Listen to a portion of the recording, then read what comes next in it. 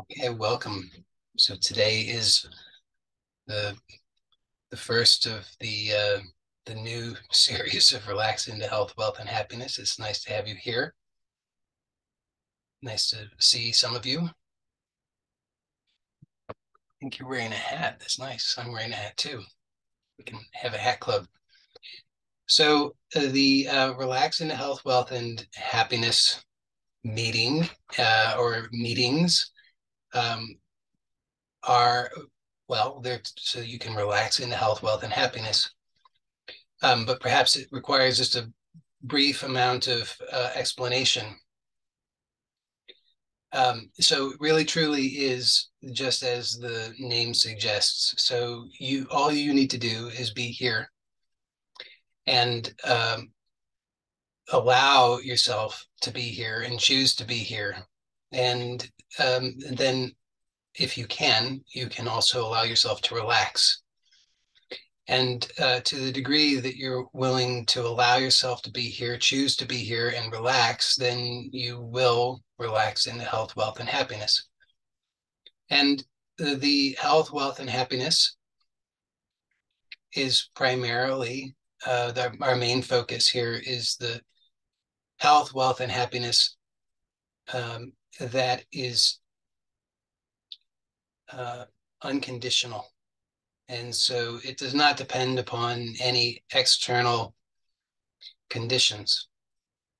And so sometimes what happens is that we have some expectations about some things, and we have some expectations that things have to, well, we're worried. Let's just say that. We're often worried, fearful, anxious, and stressed out because of our external circumstances. And that actually is what keeps those external circumstances locked in place. And it prevents us from really discovering the true health, wealth, and happiness that can radically transform our experience and radically transform our lives. So, really, just allow yourself to relax and receive. And when I say receive, I don't mean receive from me, because that's not what this is about, but it's to receive that supreme truth which actually exists within you. So we're going to be exploring that together. Now, sometimes we're not sure how to relax. So I just want to give a few brief mentions of how you might go about relaxing. The first thing is, and the most important thing is, to be present to your experience and to allow and trust in the intelligence which is operating everything in all of life to operate you. That's what true relaxation is. So you can begin right now just by noticing yourself, however you conceive of yourself or however you are aware of yourself, and just notice what might be, well, what you might call non-relaxation, because there's always some non-relaxation that we can become aware of. And you might notice that the non-relaxation has a certain kind of quality to it. And that quality I will refer to in this moment as a mechanical quality. So you can just notice that, for example, your breathing has a mechanical quality to it, unless it doesn't, in which case, congratulations. But for most of us, there's a mechanical quality to our breathing. And you might think, what is this guy talking about?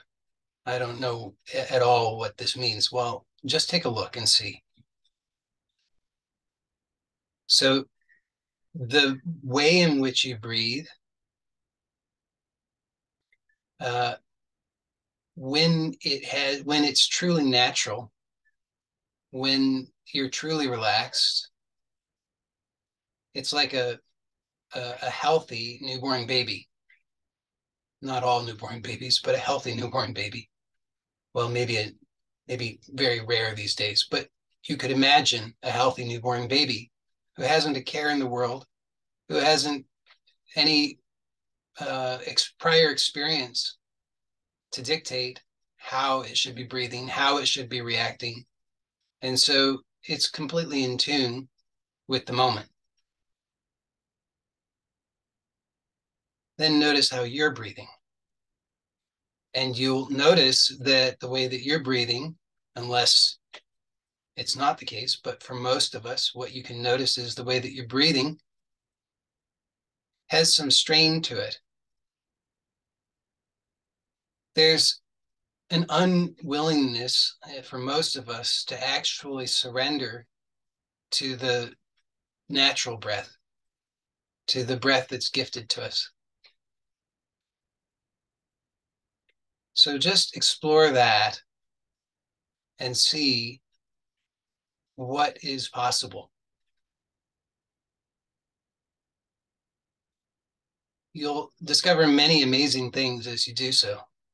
You'll discover, well, actually, you'll discover everything that's necessary. So we could just end the meeting there because that's really all that's needed. And that's the truth. But most of us won't understand that fully.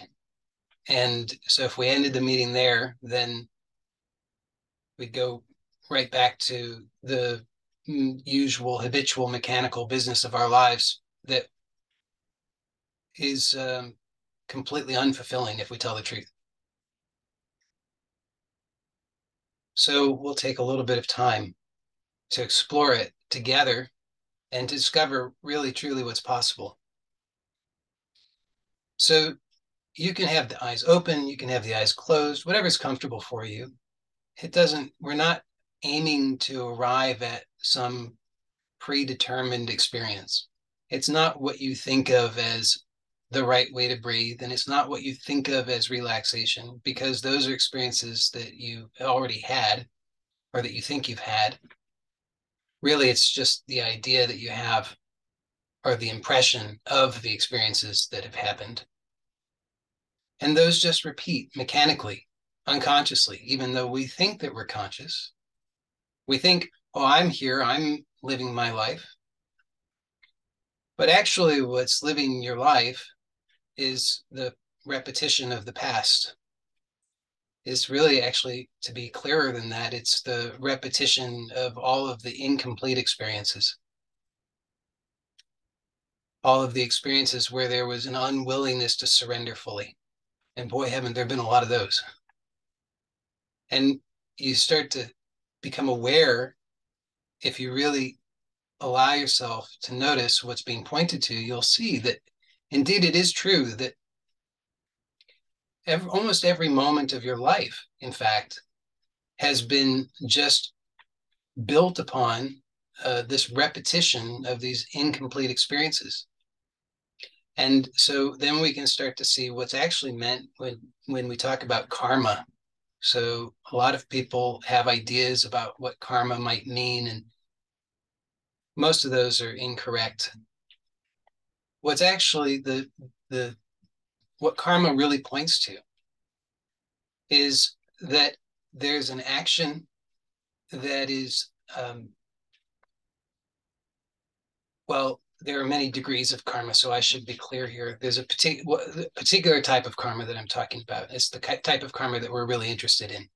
And so this type of karma is an action that takes place that's owned by somebody, or we assume that it's owned by somebody. Me, I think it's mine. I did something, I experienced something. And it wasn't fully resolved. So it continues out in the universe, as it were. And it just keeps bumping around and coming back and bumping into my idea of myself again. And then there's a reaction to it. Reaction is fairly predictable because it's going to be a repetition of what happened before. And so it just keeps on repeating in this way because it's not allowed to resolve. So what is the resolution? We don't want the repetition of the incomplete experiences because it's deeply painful to us. That's the sense that you have that something's wrong or something's not quite right or that something's uncomfortable even, is that it's these things that keep repeating. So we want to allow them to resolve, but we don't know how to allow them to resolve. And what's being pointed to here with this simple just observation of the breath actually gives you everything that you need in order to allow for the resolution. So just notice that you can be aware of the breath, and there's some hesitancy to completely surrender. In fact, most of us don't even know what that would really be. We have ideas of surrender. We've approached surrender. Maybe we've even experienced something that's an authentic surrender, but we just generate ideas about it.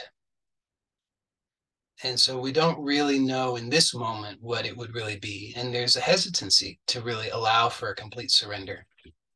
Well, the complete surrender would actually be, if we tell the truth, there would be no one there to surrender. There would be no one breathing. There would just be the breath. And on some level, we find that terrifying. Hence the hesitancy. So just notice all of this. That's all. Don't try to do anything with it. Don't try to fix it. Don't try to surrender, because if you try to surrender, it won't work. And just observe and trust in the process.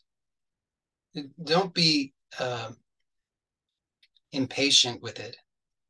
Don't be too demanding of it. Don't insist that something should happen and that you should have the right experience and it should happen now and it's not working and why is it not working and this is no good because it's not working, and that's all going to just gum up the works, as it were. So all you need to do is just be willing to observe in this way, and whatever arises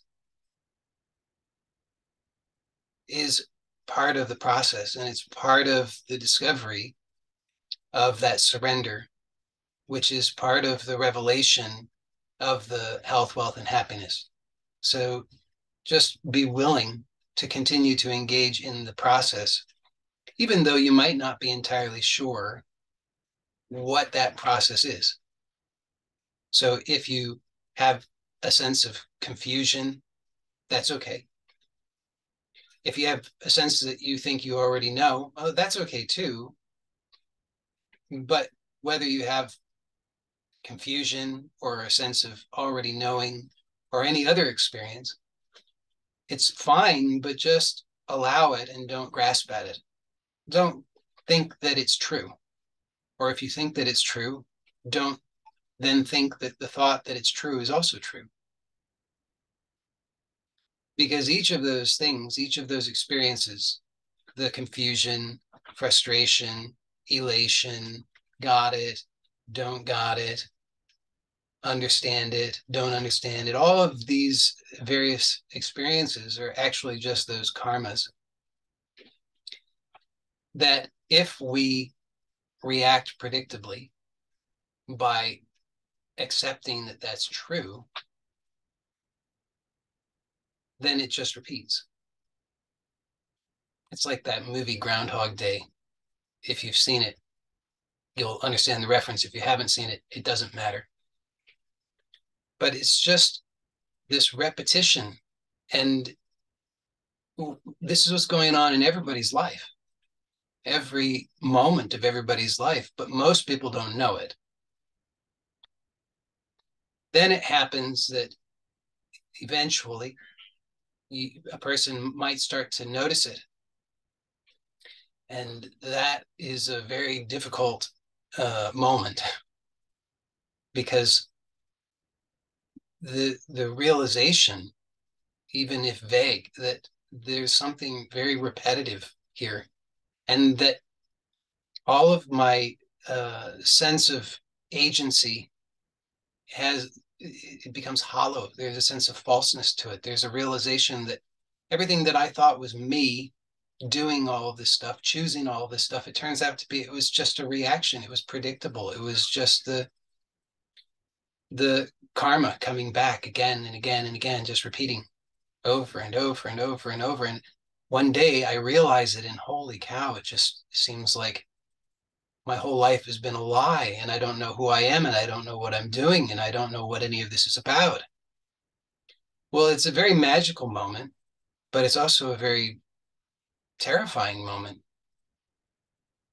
So if you can relate to that, that's wonderful, because that means that there's a degree of uh, wakefulness that allows for you to actually surrender. Because without that, there's no possibility of surrender, actually. So to realize that, as you might be able to realize in this moment, that I don't know how to surrender. I don't know whose breath this is. I don't know who's aware of any of this. I don't know who can control it or who could choose not to control it. I don't know what's really going on. That's really wonderful. And as I said, can be terrifying.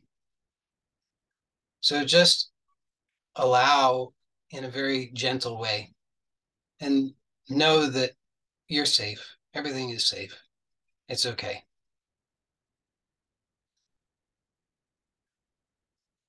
The truth is that nothing can happen until there's a readiness. So there's no accident. I mean, the fact that you're here is not an accident. So there's a readiness in order to be here. So you can accept that. I would suggest that would be the most useful thing to do, is just to accept, oh, there's a readiness. There's a perfection in all things. So this moment is exactly as it is, perfectly, including everything that's occurring, whatever that might be. And then just don't make anything of it. So it's true that it's perfect, but don't make anything of it. Because we can say, oh, it's perfect. And then we try to make something of it, like, oh, well, now what do I do with it? Or I could become anxious. Well, oh, it's so perfect, I don't want to mess it up. Or it's so perfect, how do I hold on to it? You see, there's so many possible reactions to it. And whatever the reaction is, that's fine. But just allow it rather than trying to do something with it. So the miracle actually is, and this miracle is available to us always, in every moment, if we allow it, at least. The miracle is that simply by being willing, just by being here, just choosing to be here, and just this simple thing of just noticing the breath and noticing and allowing,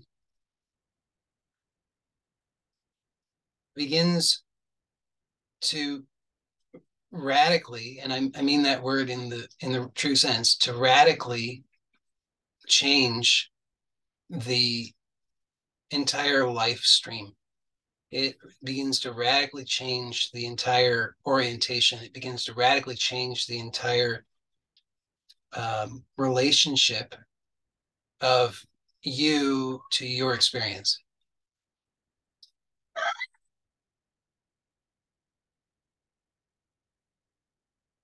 So What do I mean by that?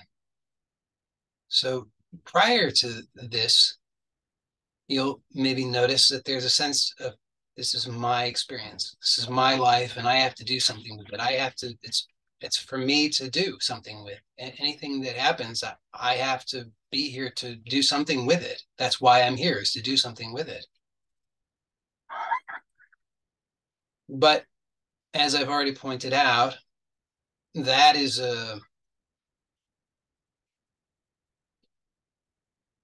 at the very least, we could say unhelpful and painful and fundamentally delusional relationship, because uh, it simply continues, it just reinforces the same repetitive habits.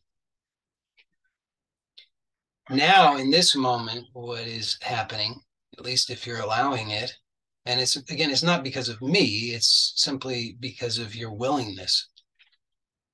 What's happening now is that that's all being seen in a different light, so that there can be a revelation that there was an assumption being made that when we allow ourselves just to quieten a little bit, we can start to see that the premise is not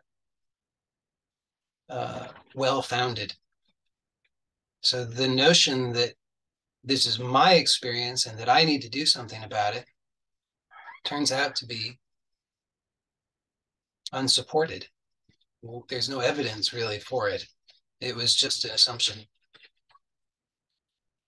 So what you can start to recognize that's actually happening is that there is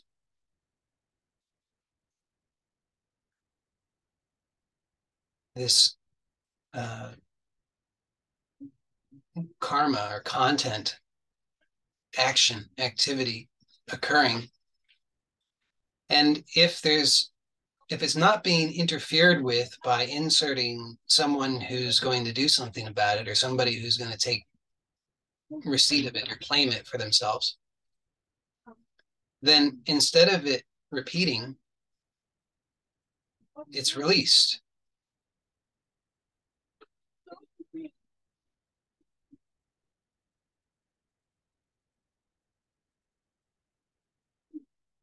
So you can just observe that all of these things that occur, the thoughts, feelings, sensations, images, however else you conceive of it, all of the variety of experience or phenomena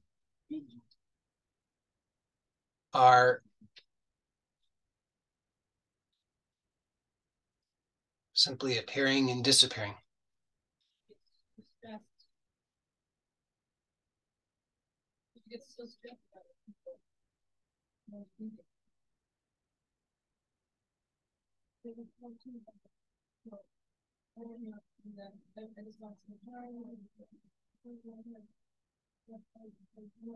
And then you might be curious and start to notice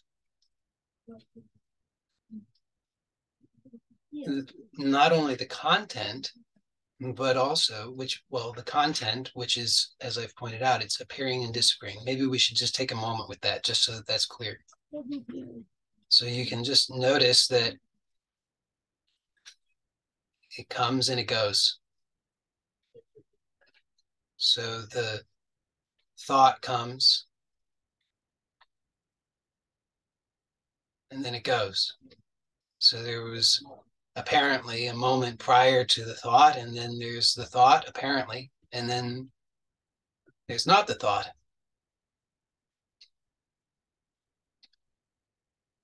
This is a fundamental,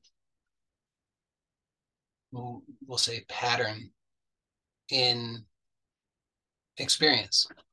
It's so fundamental that we often overlook it. And then I'm about to point it out, and I'm going to warn you in advance that what I'm going to point out, you might dismiss as too trivial, but it's incredibly important. It's so important that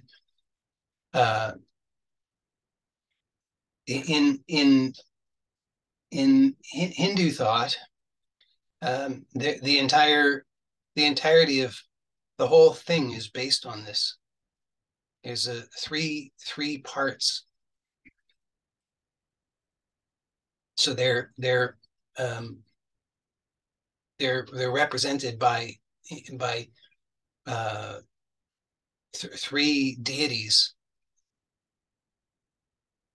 They have various names. There's nuances. There's masculine and feminine, but we'll describe them as the feminine. It's described as Saraswati, who's the creator. There's Lakshmi, who's the sustainer, and there's Kali, who's the transformer. In the masculine, they're known as Brahma, Vishnu, and Shiva or Rudra. You don't have to care. I'm just telling you this. Now, this is the fundamental basis of everything. And what it is, in a simple way, is there's a beginning, a middle, and an end. So every phenomenon follows this basic pattern.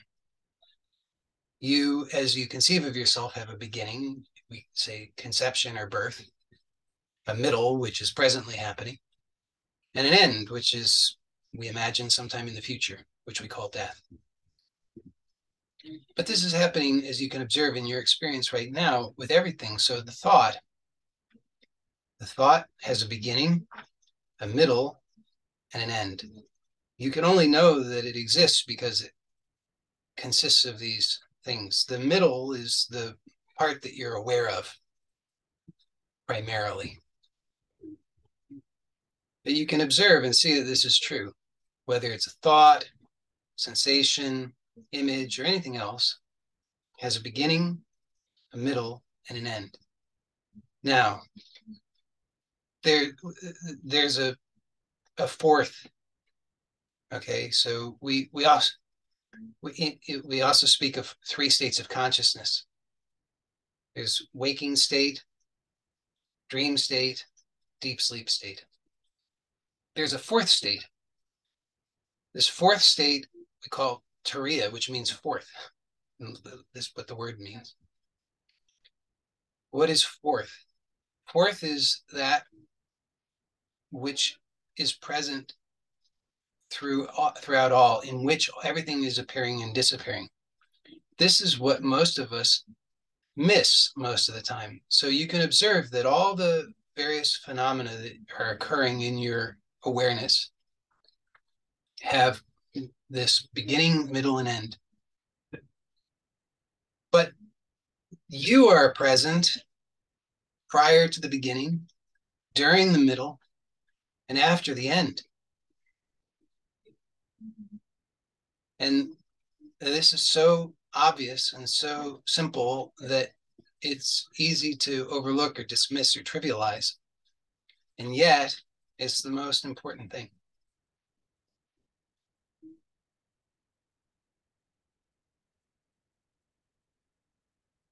So you can notice that all of the various things that are coming and going, they have a beginning, a middle, and an end. And notice that you are aware of the phenomena itself as its beginning, middle, and end, and you're aware prior to the beginning, after the end. Those words are somewhat funny words to use, prior and after, but we have to describe it in some way. But you can see that this is so. So now watch and observe. You'll see that all of the things that are occurring, where do they come from? This is something we rarely notice, but it's very important.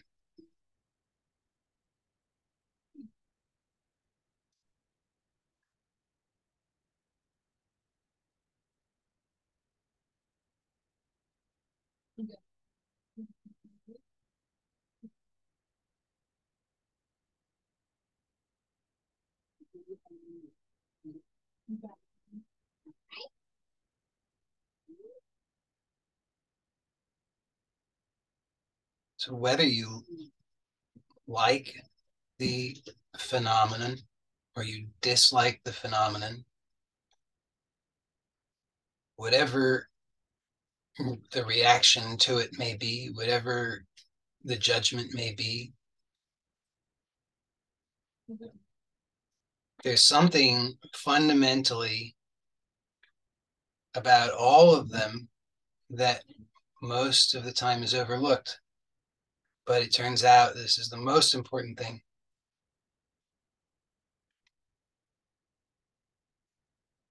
So you can see that prior to the arising of, let's say, the next thought. So just watch for the next thought. And notice prior to the next thought, we have no word for it. We could use many words, but it's you. It doesn't have a form, doesn't have any definition, but you are here. So we'll say formless awareness is here. And you just watch for the next thought and see where it comes from.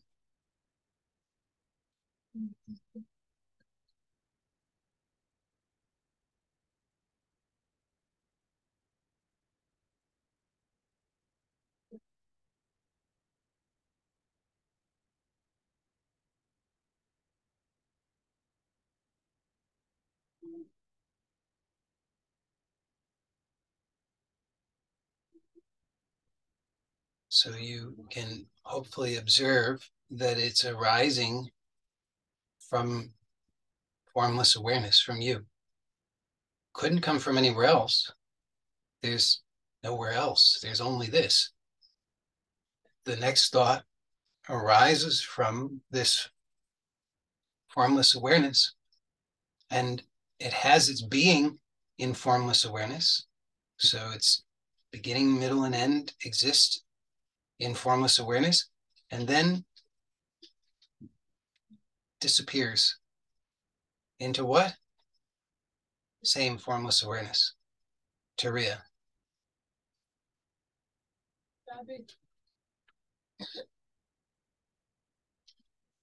So it's very simple, very obvious, actually. Now, the question will come,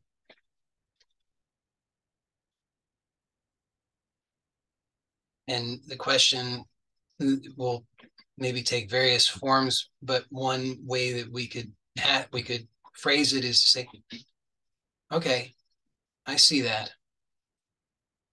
but what am I going to do with that? How does that help me? What's the practical application of this? And there's two things I can say about that. The first one, you might already know what I'm going to say. It's predictable. The second one, maybe you don't know yet. So I'll get the first one out of the way. The first one is, it doesn't matter. It really doesn't matter at all. That's just a habit of identifying as someone who needs to have some kind of something. But that's just another one of the phenomena. That's just another one of those things that's appearing and disappearing. You can notice, if you just observe, wait, watch for the next thought, and see the the the watching itself, the awareness is not the character that you have habitually conceived of yourself to be. This silent stillness has no need, it's complete. So the notion that I need to have some kind of practical application of this doesn't apply to you. So that's the first thing. That's the predictable one. Okay. But then if that's all I had to say, then we would be we would be in a bit of a mess, because this gets us stuck. The only resolution to that is then, well, I guess I just have to just forever be still and never move. Then I'm going to take up residence in the Himalayas in a cave. But if that was the only way to know freedom, then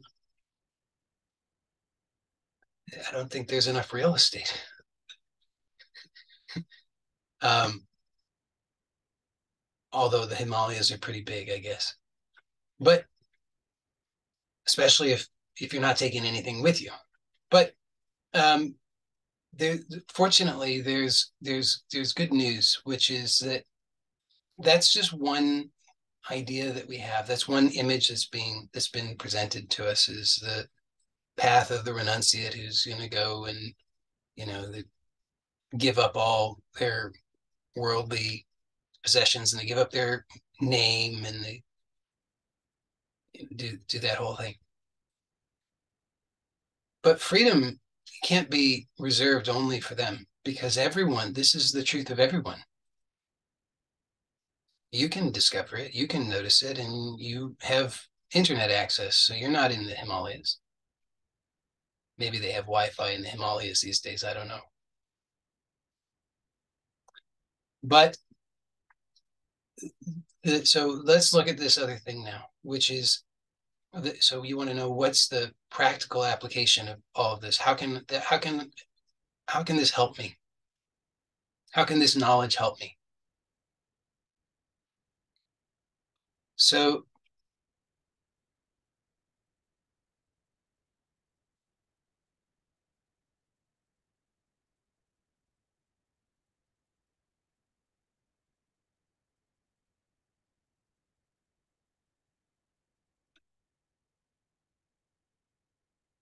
you want to, again, see that all of this is, every experience comes and goes in the same formless awareness, in the same consciousness. I don't want to get hung up using the same word. It all is coming and going in you. So this awareness, this self, it's always here. So waking state is in this, dream state is in this, deep sleep state is in this. Happiness is in this, sadness is in this, meditation is in this, sex is in this, eating is in this, everything is in this. The Himalayas are in this, London is in this, everything's in this. This is the entire substance of everything. There's nothing apart from this. So the notion that there has to be some kind of condition for it is false.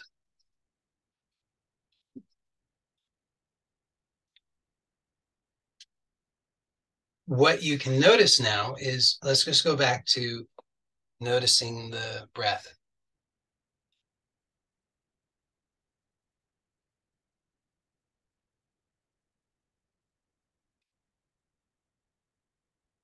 There's an idea that most of us have unconsciously, as I've already pointed out, that this is my breath, it's my experience. I have to breathe. It's my life, my body, my experiences.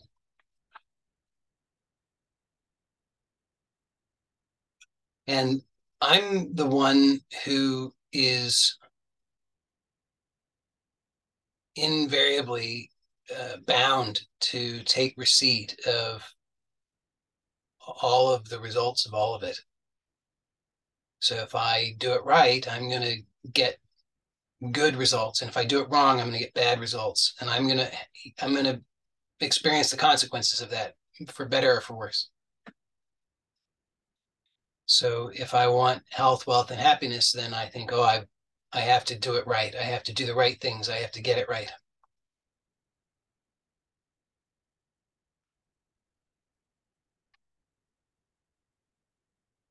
At that level, I'll never get it right. I might I might think I'm doing it better, and indeed it might apparently be so,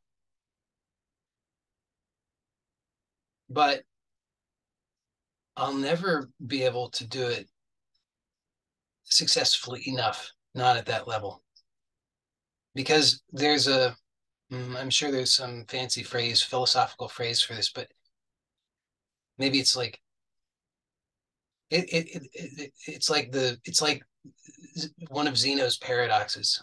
Uh, there was a guy named Zeno. There were several guys named Zeno apparently, so it's a little confusing. But there was a guy named Zeno who had some paradoxes, or maybe they're paradoxes. I'm not sure what the appropriate plural is for paradox, but one paradox of Zeno, um, I think he was proposing a hypothetical race or a theoretical race between I don't remember who, Achilles. I don't know. That can't be right. Somebody who was very fast, and a tortoise. And the deal was that the tortoise got a head start, and it really doesn't even matter how much of a head start the tortoise gets, as long as the tortoise gets a head start, any amount of head start, split second head start. He demonstrates that the opponent will never be able to overtake the tortoise. And the logic is that he can only, let's say he could have the distance uh, with each stride, and he obviously is never going to be able. He'll approach the tortoise, but he'll never actually overtake the tortoise. And what we call common sense says that's that's stupid. That's silly. Of course, he's going to overtake the tortoise. But to this day, nobody's been able to disprove this. So you don't have to believe that or care about that so much. The point is just that we'll never actually be able to get good enough on our own because we're starting out at a deficit. We're starting out at a position of not enough, something's wrong, and we want to fix it. We want to overcome it. But we're starting at a weak position. We're never going to be able to overcome it. We can approach it, but we'll never quite overtake it. We'll get closer and closer and closer and closer and closer and closer and closer to infinity. And maybe you've noticed that in your life, that you say, boy, I finally understood something. I'm finally getting it right. I'm finally figuring things out. I'm finally improving things in my life. And you may well be. And I don't mean to say that you should not take the positive actions, but it will never result in an adequate, it will never be fully good enough. And I hope that you can see the truth of that. If you just look to your own experience, you hopefully can see that it will just never be enough. There are so many stories about this. There's another one. I always butcher the stories for those who don't know. So this will be not only not an exception, this will be exceptionally butchered because I can't even remember the story at all. But it's something about there was somebody who somehow got these, so much going to butcher this. I don't even know if I can even begin it. So they got these pitchers, let's call them pitchers, vessels of some kind, and I'll just give you the punchline. The punchline is at the end. Long story, and then the punchline is the one of the pictures is desire, and it can never be filled. That's I should have just not done the story and just told you the punchline. It would be better if I knew the story, then you'd remember it. But it can never be fully filled. No matter how much is added to it, it's never filled.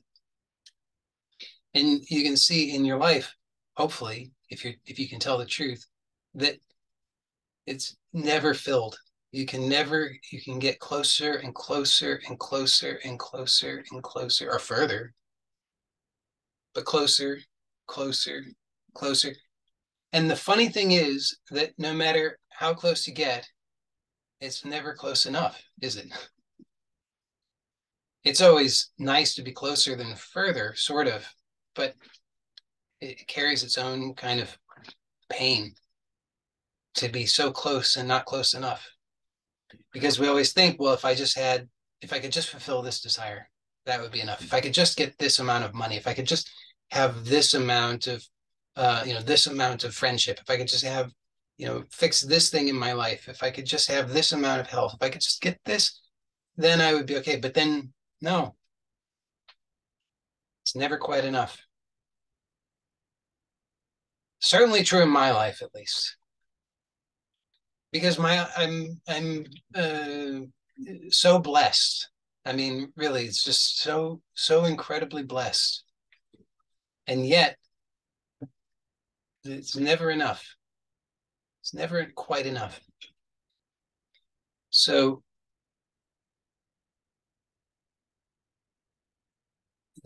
we're never going to actually be able to succeed fully.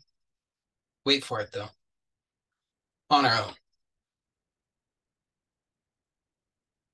at the level that we're trying, at the level of me and my life and me managing it all. So now there's a secret, and these are not, in case you couldn't tell, these meetings are not scripted. So I'm as surprised as you are, perhaps, as where they go. So now here's the secret that didn't know that this was going to be the secret, but this is the secret.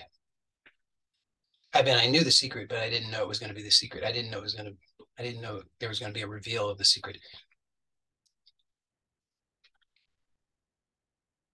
So there are, it's said in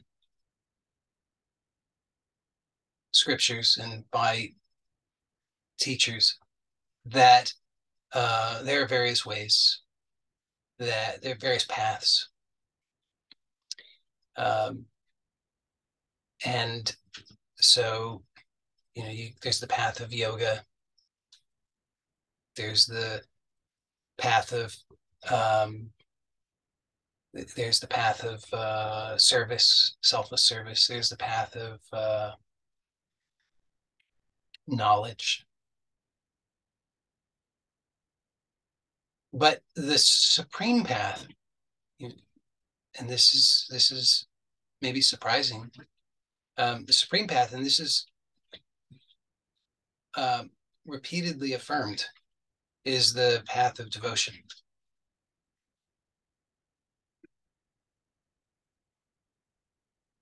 Because of this very problem that I've just described, that on my own, I can only go so far. I can go very far, but only so far, and not quite far enough. There's always this gap. And I can't help myself over that gap.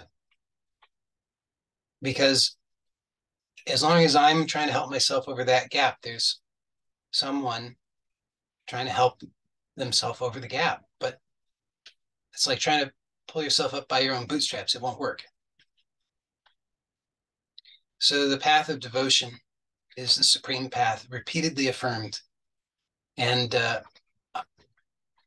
even affirmed by Ramana Maharshi, who's viewed by many as the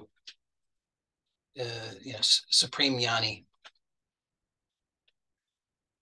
But the path of devotion is the supreme path. So this surrender, which we started with, if where we get hung up, the reason that we can't surrender all the way, the reason why we can't really allow ourselves to really receive the naturalness of the breath, the gift of the breath, is because there's someone who is still trying to do the surrender, and that there's not a adequate recognition of what's being surrendered to. Because the mistake that can be made is I can observe my experience. I can see, just as I've pointed out to you, there's that all of this is occurring in formless awareness, silence, stillness. But from there's still some clinging to a sense of a separate someone who's observing it, and that can't bridge the gap totally, and it projects into that stillness, that silence, some kind of void,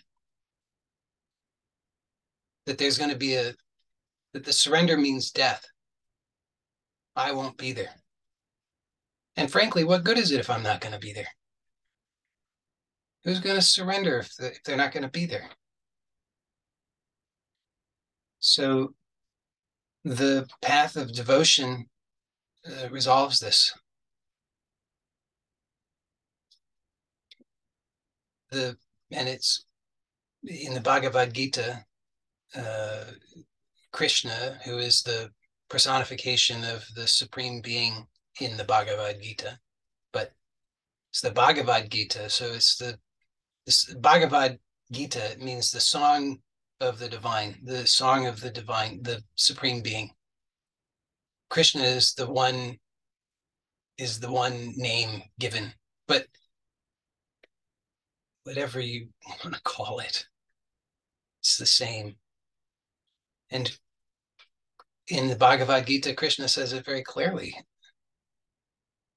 I am the self in all.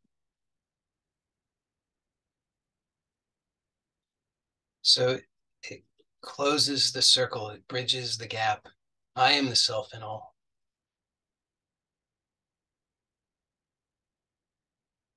So this is why Ramana was a supreme bhakta. He was, but who he was a devotee of the self. Everything was the self, is the self. I shouldn't even put that in past tense. Ramana is. And that's the invitation. It's not some dry logic. It's not a death. It's really is finally the surrender to life, the life that's been here all along, but that we were in our ignorance rejecting, denying, because we were wanting it for someone else. We were wanting it for this other character who we thought we were. We were missing the obvious, which is I am the self in all. The I, who you know yourself to be, is not the one you think you are. The I is the one who's here silently, always. Not someone else. You. The one who you know yourself to be. So you can surrender to that. And you can do that according to your proclivities. So if there's a form of the divine that you feel a connection with, then surrender to that. That's fine. Or if you can recognize that the divine is the I in all, then surrender to that. Formless. It's the same self. Whether you call it Jesus, you call it Buddha, whatever you call it Adi Shakti, whatever you call it, doesn't matter. And allow yourself to fall in love with that.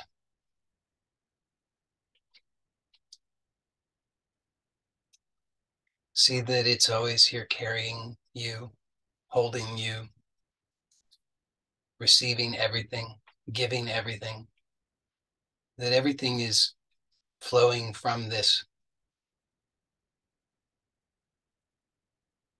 And then you can see that it closes the gap.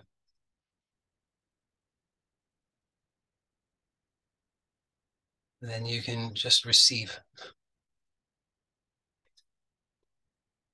There's a lot more that could be said, but we're at an hour, and so we'll conclude